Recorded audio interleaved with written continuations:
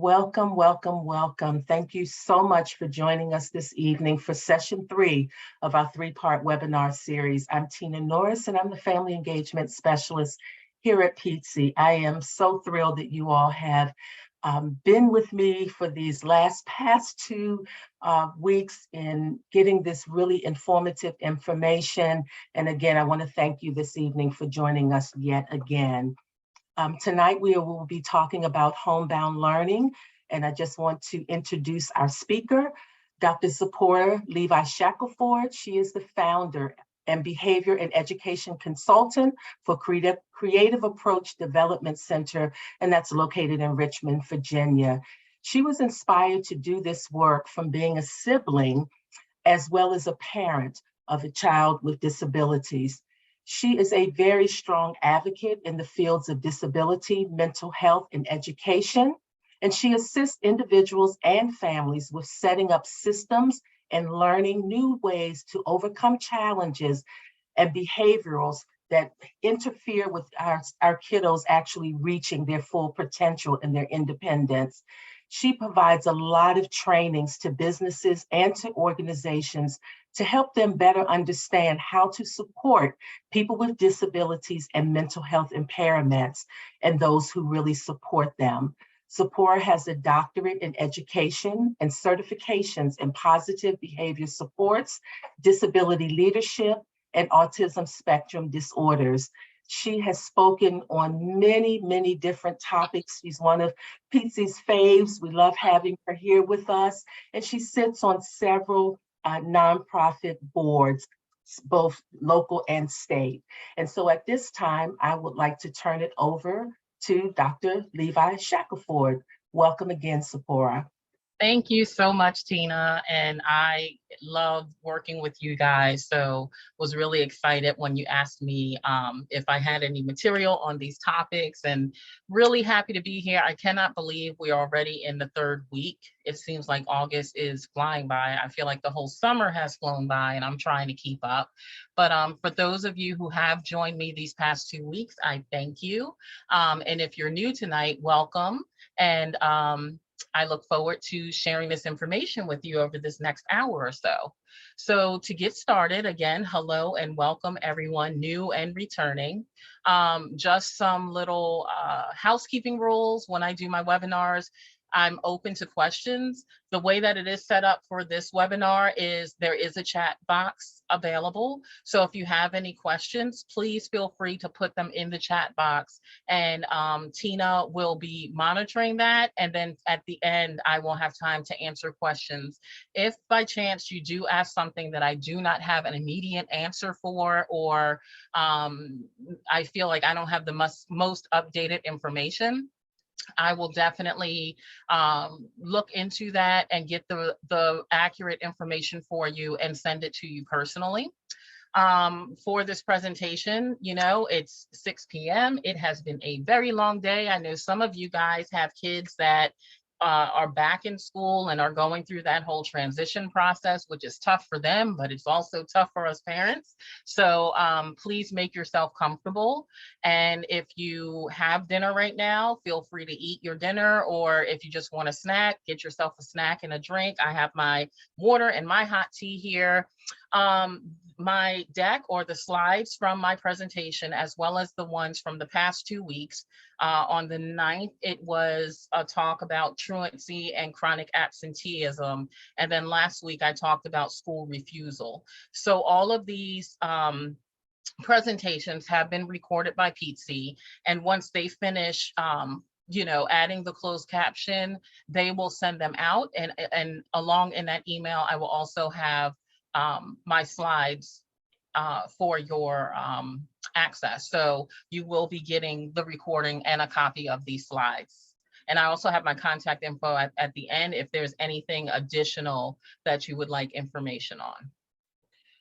So before I get started, I would like to share some information about Creative Approach Development Center. As Tina mentioned, I am a mom of 4, but I like to think of CADC as my 5th baby. She was born January 5th of 2015. And as part of the services, I do provide the one-on-one behavior supports and modification under the therapeutic consultations under the DD waiver, or, I do offer the services as private pay option. I provide lots of group workshops and different clubs and events that are very inclusive. I provide lots of training programs and events that are focused on everything from employment, social skills, relationship building, health and wellness. I do webinars and different online courses for not only people with disabilities and mental health diagnoses, but also for parents and guardians and providers and community members, teachers. I've done a lot for schools. And then I do a lot of inclusivity and teamwork consulting and training for different companies that are interested in being more diverse and inclusive with their hiring and operations. My main areas of focus are IDD, or intellectual and developmental disabilities, as well as mental health and mental health diagnoses, and dual diagnoses, as well as leadership development. So that's just an overview of Creative Approach Development Center. So for today's discussion, I will be focused on homebound instruction. But before that, I love to provide a little review of what we discussed last week, the school topic of school refusal. And then I'll go back and get into what is homebound instruction.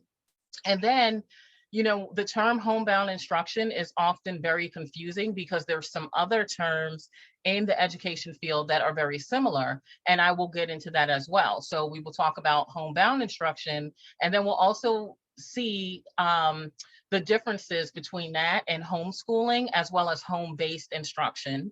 I will share the main reasons for homebound instruction, the different roles and responsibilities for the team members, and then information on how to help a student transition back into the classroom that has been participating in homebound instruction. So last week I talked about school refusal, and as a refresher, school refusal is a term used to describe when a student refuses to go to school, right? They do this by engaging in emotional outbursts or tantrums when it's time for school, but most commonly they will engage in or complain about different sicknesses and illnesses that will lead to the parents saying, well, you can go ahead and stay home from school. It happens on a regular basis, so it's not a one time in a once in a blue moon situation. It's common to occur for students that are in those transition school ages. So for your 5 to 7 year olds, and then your 11 to 14. So those that are kind of starting out with school, and then those transitioning from elementary to middle school. And the thing with school refusal is every morning, the student may start complaining about these different ailments, and then you keep them home from school, and then mid-morning, they're fine. So you're saying, okay, they're better. Tomorrow we're going to go to school. Everything's fine that night. And then the next morning, it's the same thing with the complaints of the different ailments. So some common symptoms for this include stomach aches, headaches, having a sore throat. You'll notice an increase in anxiety and fear. And then it can also be as significant to produce vomiting and diarrhea. And again, if it's not the physical symptoms, then we'll see like the more of the behavioral with the emotional outbursts, the tantrums, the refusal to leave the house or get on the bus or get in the car or walk into the classroom. And school refusal is more likely to occur when the student has been home on a break for a while. So after our spring, summer, and winter breaks, if they've been sick and it's time to go back to school, or here in Virginia, especially in the winter and September, October with the hurricane season, and then the winter with the snow, if the school has been closed for a couple of days because of weather conditions, it's very difficult for them to transition from being at home back into the classroom. And we also talked about how this behavior, while it is not a specific diagnosis in that DSM-5, which is the big book that has all the criteria and characteristics about different mental health disorders and psychological disorders. While it itself is not in there, it is tied to the different types of anxieties and phobias. Most commonly attached to that separation anxiety. So again, that was our talk for last week. I just wanted to provide a couple of highlights, as a reminder, and that discussion, if you missed it and you would like more, will be coming out when you get the email with this recording. So now we're going to focus on the topic of the week, which is homebound versus home-based versus homeschool. All right. So again, these all sound very familiar, and it's very common for people to kind of get them confused or think they're all the same when they're actually not. But for the purpose of this webinar, I'm focusing on homebound instruction. So what is homebound instruction? It is exactly what it sounds like it is, right? It's instruction of a student in their home because of a medical condition, a health condition that prevents them from being in the classroom. So it requires them to stay at home or in a healthcare facility for a period of time, right? So it's not just that you're going to be out for a couple of days. This is a longer period of time. And the whole goal of homebound instruction is to keep the student learning so that they don't fall behind. The purpose is to keep them on track to finish the school year and ultimately graduate on time when they're supposed to. With this homebound instruction, though, it's not just something like, oh, he's having a hard time with his because of his diagnoses, and I want him to stay home. This has to be something that includes the recommendations and guidance from a licensed physician or a licensed clinical psychologist. Okay, so this is a little bit different from the other situations because this one requires a licensed physician or a licensed clinical psychologist on the team, and their recommendations and their like notes and stuff to really demonstrate that the student needs to be home or in a healthcare facility. With this homebound instruction, again, the purpose is to keep them on track for completing the school year and, working towards graduation. So the students do still earn their units of credits. And this is done as long as the work is completed, it is supervised by a licensed teacher, and that the work is equivalent to what they would be receiving in the classroom. So that's important to know. Also, the students will also be required to take and pass the SOL. All right.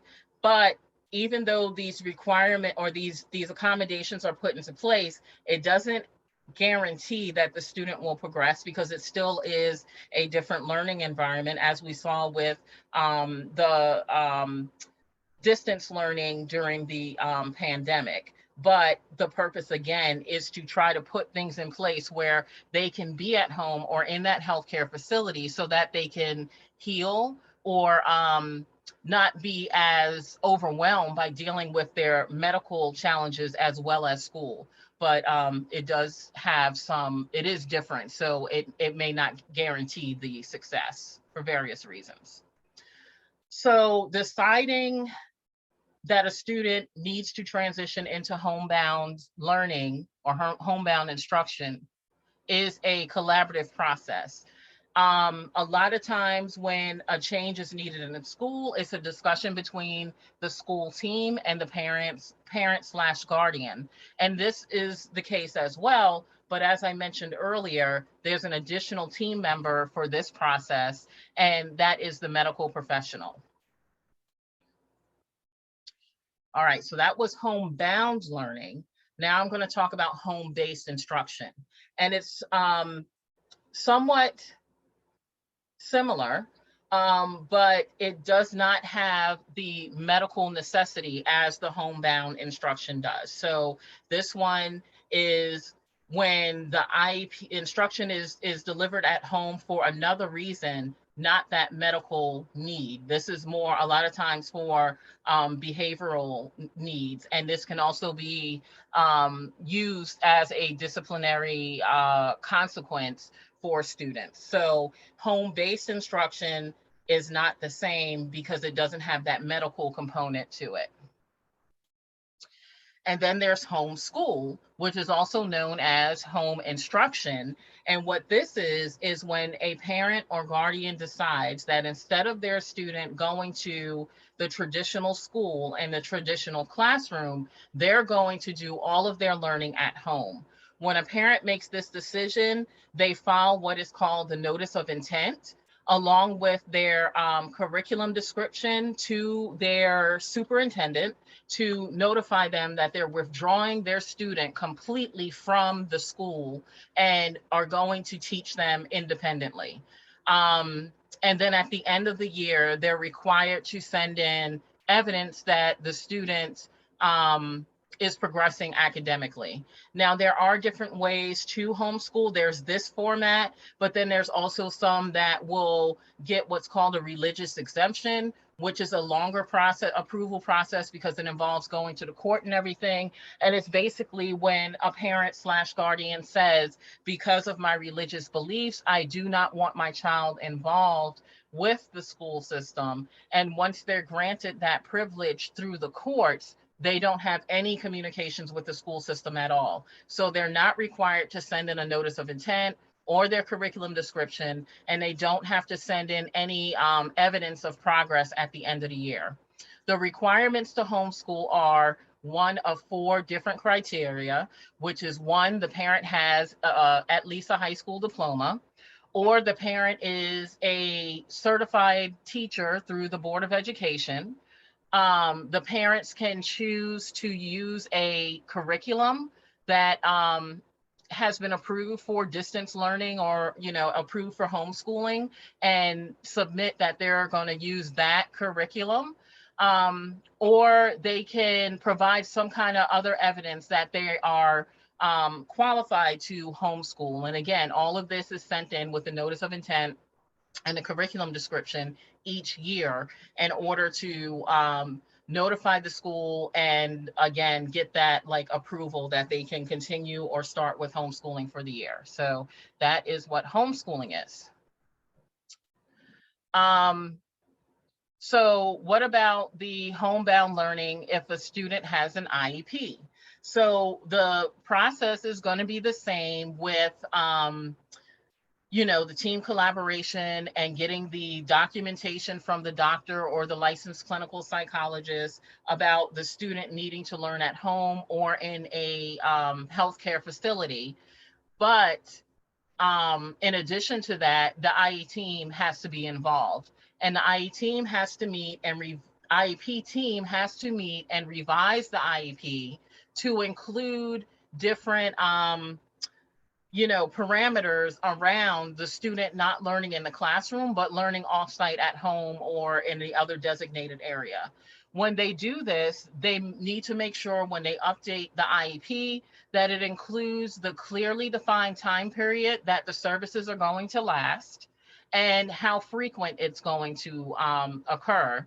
And then also, it's a good idea to include a statement about when the team, including the date, when the team will meet again to determine if these services will continue or if the student will transition back into the classroom, and also to check in as a team and see how progress is going. And then it's a good idea, again, for the IEP to include that statement that reminds everyone that homebound learning is not intended to completely replace the classroom learning. It is intended to be a temporary situation. All right. Just like with students without an IEP, The students that do have an IEP will also receive credit for the work that they completed, as long as it's been supervised by the licensed teacher. And the team must consider different types of technologies and different learning resources so that the student is successful and has all the accommodations that they need when they're in this home setting, just like they would consider it when they're in a classroom setting. All right. So some quick info about home-based learning. Again, it's intended to be a short-term situation, pretty much considering it as like a marking period. So usually like looking at it for a chunk of 9 calendar weeks. Again, it is not intended to be a long-term permanent replacement for classroom learning. And when the team meets on that selected date to assess whether or not the student should continue with home-based learning, or if they're ready to start transitioning back into the classroom, if it's decided that because of their health reasons, they need to continue with the home-based instruction, then an extension request is needed. And again, the medical professional, their advice and recommendations are also needed, as well as their updated information about the progress as far as the student's health goes. And then that extension request will be considered. Once a request has been approved, the home instruction coordinator has a period of 5 days, 5 calendar days or 5 instructional days to go ahead and get things in place and started. One of the reasons why that is sometimes delayed is because there may not be a teacher available for the homebound instruction. But according to the guidelines, the instruction should occur within 5 days. And if it's going to be delayed, then the parents, as well as the other team members, need to be notified ASAP by the home instruction coordinator. And then there's some other, choices that can be made in that situation. There is a situation that is referred to as intermittent homebound learning, and this is for a student that has an ongoing medical condition where their health will fluctuate.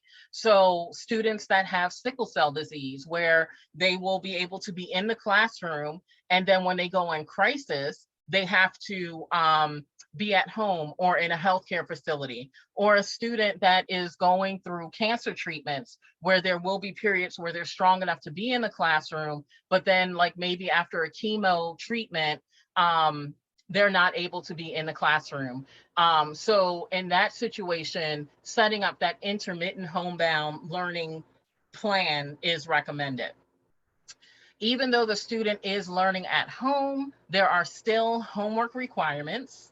And then as part of transitioning, or depending on the student's medical needs, there is a such thing as part-time homebound instruction, which can be done in different ways. Either the student attends the class in person a couple of days a week, and then they are participating in homebound instruction the other days, or they may go to the classroom for the first part of the day, and then the second half of the day, they're doing the homebound instruction because they don't have as much stamina to complete a full day.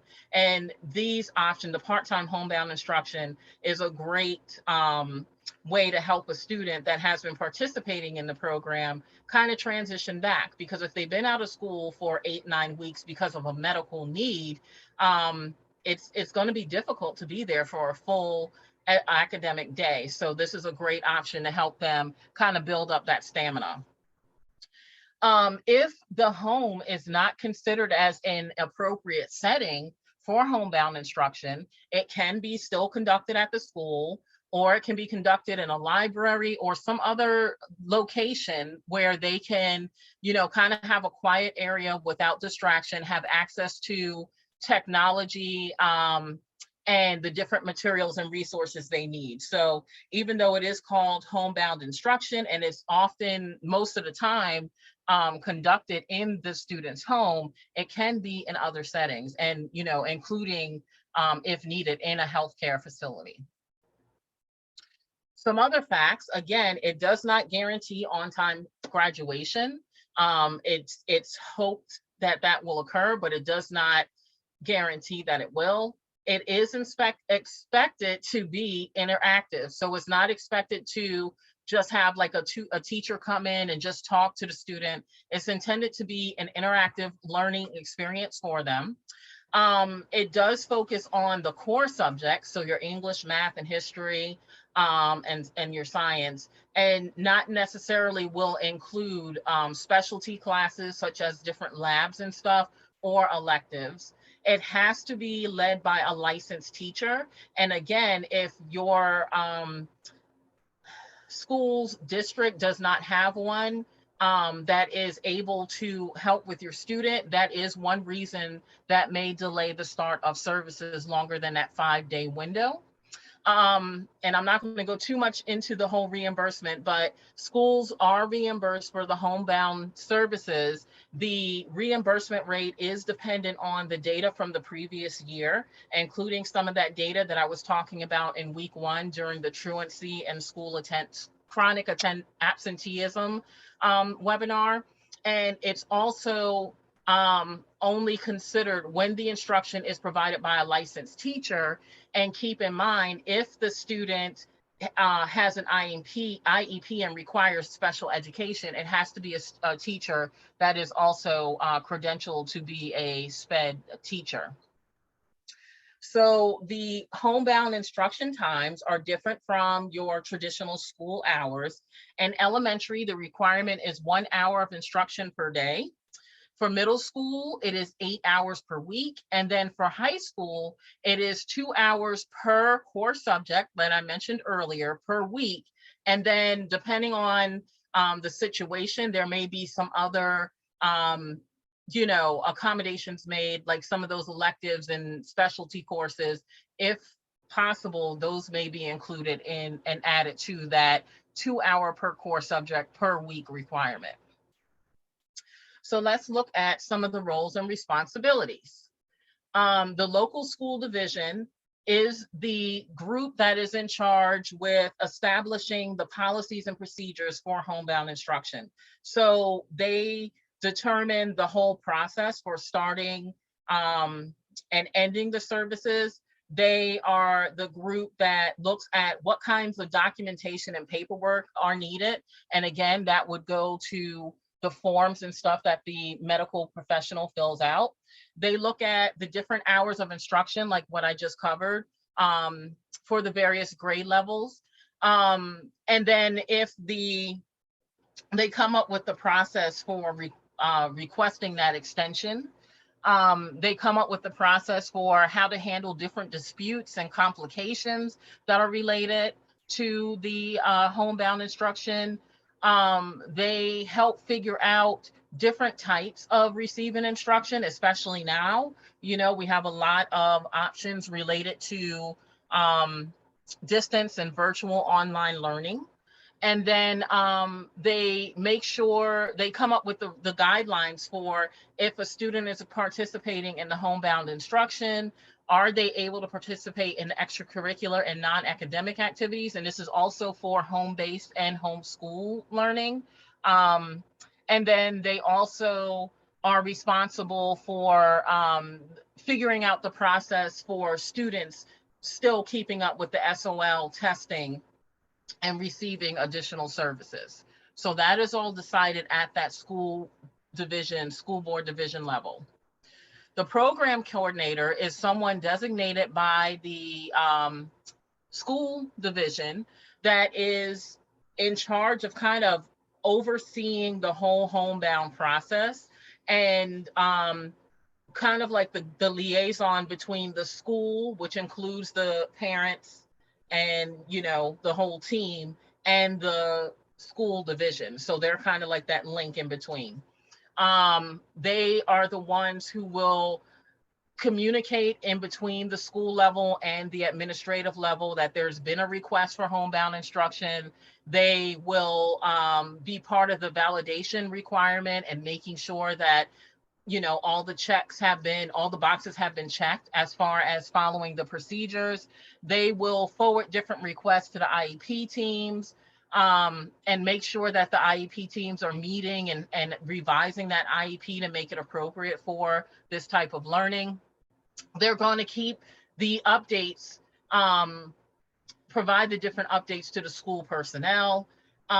Just, you know, really in charge of kind of overseeing, making sure everybody is doing what they're supposed to and everybody is up to date. So that is the role of the program coordinator, including completing annual reports, which again, as I mentioned in the last slide, I think it was, these reports are directly correlated with reimbursement and funding for the next year. So it's really important. And just making sure that this is a process that runs smoothly, because you know, some people may look at it as not a big deal. It's like, you know, the student is sick and they're learning at home, but it is really important and it does have a lot of moving pieces. So the program coordinator has a very important role.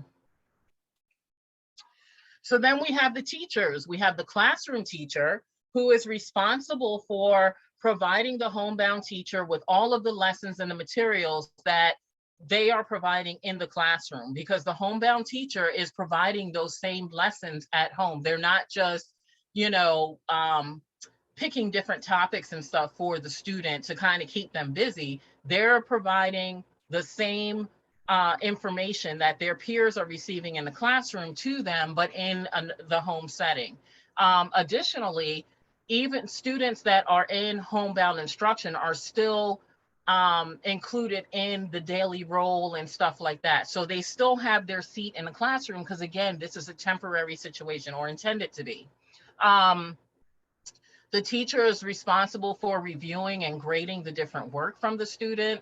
And they do this in conjunction with the homebound teacher, and then just keeping communication open with the homebound teacher as well as the parent/guardian, to just see how things are going and to determine if any additional modifications or changes are needed in order for the student to be successful.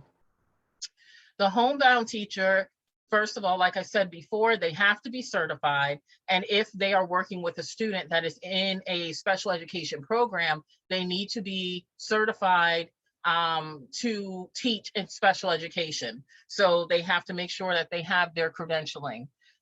They are responsible for communicating with the teacher and getting all the materials and information, and even communicating with the teacher to get an understanding of their methods of providing the instruction. So, you know, especially with things like math, we see it all the time. Your student may come home and have a math problem, and you show them how to do it the way that you learn, but they learned it a totally different way.